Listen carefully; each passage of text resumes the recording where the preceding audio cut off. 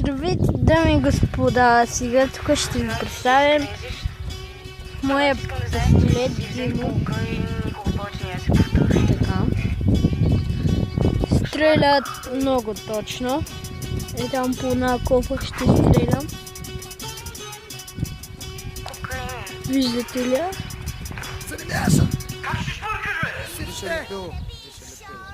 И да стрими чумпери, спичам ви вечното дерби кеф. Има щото ма кефи, кво ми е кът ма изкеф. Как така е? Мисля природата. Можеш ли да ги задоволиш? Мога да правя чужди песни посред нощи блъщаха ми. За римите ми те се чудят още хапата ми. Като кот къса, да не си на амфетамини. И полата, и морала, и гърдите са ти мини. Абе фо, ако не си ходил на мания карята. И оцели, дами и господа. Там е манията. Чупихте кенефа е човек. 7 коча вътре, съдейки по интереса. Чичови колко смъртне, изгърне. На външен вид отвътре свършен ежедневно леш. Изгрезал е тая младеж. И това. Душа си от моето лек, не го бъркай за твоето, който го може, останалите мъжат и толкова.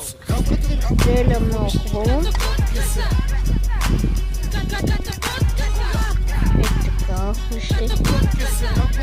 Хубав е. Знати тази краставица, иди я заврим. Знати тази краставица, иди я заврим.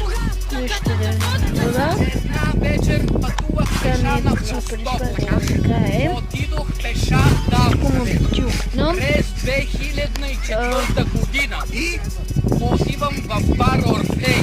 Тук Човек е като това клиент. копче. Седнах на масата. Се натиска. Ръчах си от бармана едно безалкохолно да пия.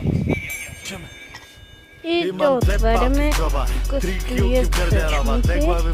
4-5. Тук е изстрел във въздуха.